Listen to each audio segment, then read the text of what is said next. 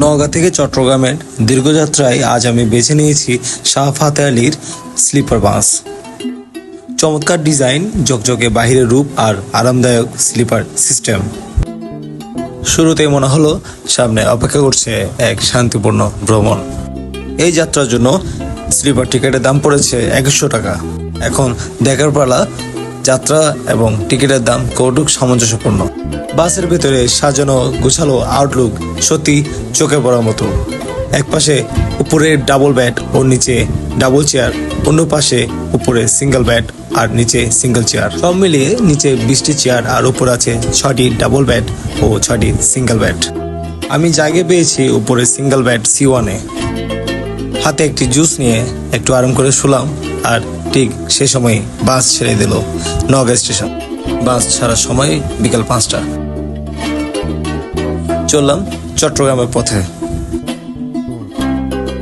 সন্ধ্যা 6:30 বাস থামলো বগুড়ায়। যাত্রার বিরতি 45 মিনিটের বিরতির সুযোগে আমি নেমে পড়লাম মাগরিবের নামাজ আদায় করতে। সামনেই ছিল ছোট্ট একটি দ্বিতল মসজিদ। ভ্রমণের মাঝে এবং সময় মতো নামাজ আদায় সত্যি এক শান্তির অনুভূতি। নামাজ শেষে এবার বিকেলের নাস্তা করার পালা। মসজিদ থেকে বের হয়ে শুরু হলো চারপাশে ঝটপট কিছু খাওয়ার সন্ধান। একটি ছোট্ট স্টলে চোখ আটকে গেল। গরম গরম ডালপুরি মাত্র 10 টাকা। ডালপুরির পর মনে হলো এই বিকেলের সফর অসম্পূর্ণ থেকে যাবে এক কাপ চা না খেলে। তাই এবার শুরু হলো চা খোঁজা। অবশেষে পেলাম গরম গরম এক কাপ চা। চমৎকার স্বাদ আর ভ্রমণের ক্লান্তি মুছে দেওয়ার মতো। দাম মাত্র 20 টাকা।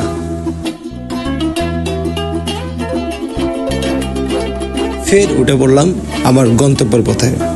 জীবনের পথ এক একটা ভ্রমণের মতো, চলতেই হবে, থেমে গেলে হারিয়ে যাবে। সময় রাত 8:30। এখন পৌঁছলাম সিরাজগঞ্জে। বাস থামলো ফুড ভিলেজ রেস্টুরেন্টে। এশারের ওয়াক্ত হওয়ার কারণে প্রথমে এশার নামাজ আদায়ের জন্য মসজিদে যাচ্ছি।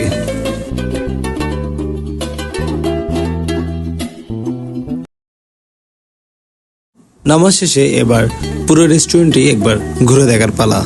খুব সুন্দর মনোমুগ্ধকর একটি রেস্টুরেন্ট। চারপাশে অনেক বড় একটা জায়গা জুড়ে বাস স্টেশন। হঠাৎ চোখে পড়লো গরম গরম চিকেন তন্দুরি ফ্রাই আর মশলাদার শিক কাবাব। গন্ধে মনে হলো এই যাত্রার অন্যতম আকর্ষণ এটি।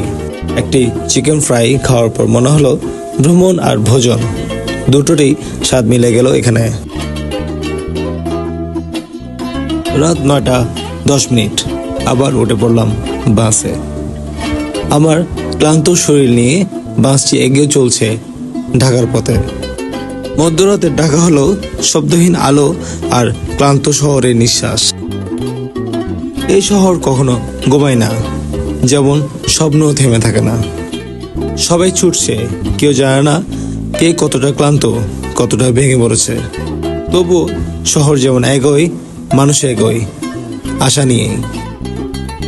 এই অন্ধকার পথগুলি শুধু মনে করিয়ে দেয় আলো আসবেই, শুধু হাল ছাড়া যাবে না। মধ্যরাতে ঢাকায় ঢোকার পর বাসটি ক্রমে ক্রস করছে মতিঝিল, বাড্ডা, গুলশান, ধানমন্ডি। স্বপ্ন ভাঙা আর গড়ার এই শহরটিতে কেউ ফিরছে ক্লান্ত দিন শেষে, কেউ হয়তো যাচ্ছে নতুন স্বপ্নের খোঁজে। ভোর 4:45 পৌঁছলাম কুমিল্লার বিখ্যাত নূরজাহান হোটেলে। প্রথম কাজ ফজরের নামাজ। ভ্রমণ যতই ক্লান্তিকর হোক, স্রষ্টার ডাকে সাড়া দেওয়াই পরম শান্তির। নামাজ শেষে ঘুম ঘোলাটে চোখে এক কাপ চা খেয়ে আবার উঠে পড়লাম বাসে। এবার শুধু অপেক্ষা চট্টগ্রামের আলো দেখার। দিনের আলোয় আবার যেন জীবন ফিরে পেলাম। চারপাশে সবুজে ছোঁয়া, হালকা কুয়াশা, প্রকৃতি যেন ধীরে ধীরে জেগে উঠছে। এখন আমরা পেরিয়ে যাচ্ছি ফেনী, আর চট্টগ্রাম যেন হাত বাড়িয়ে আছে। এই ভোরে প্রকৃতি শুধু চোখে নয়, মনে চাপ ফেলে যায়। যাত্রাপথে আমার সিটটি খুবই আরামদায়ক ছিল অনেক রকম ব্যবস্থা। এক পাশে ছিল জুতো এবং অন্যান্য জিনিসপত্র রাখার জন্য ঝুড়ি, ছিল বোতল রাখার স্ট্যান্ড। উপরে ছিল লাইট এবং অ্যাডজাস্টেবল এয়ার কন্ডিশনিং সিস্টেম, আর অন্য পাশে ছিল মোবাইল রাখার ব্যবস্থা এবং চার্জিং সিস্টেম।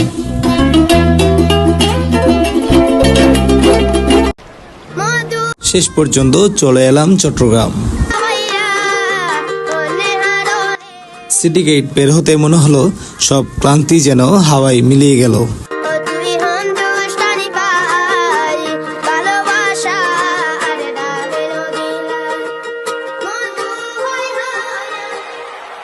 ভাইয়া একটা গান শোনায়। ঘুম, রাত, রাস্তা সব মিলিয়ে এক অন্যরকম ভ্রমণ ছিল এটা। স্বপ্নের মতো শান্ত, বাস্তবের মতো জীবন্ত।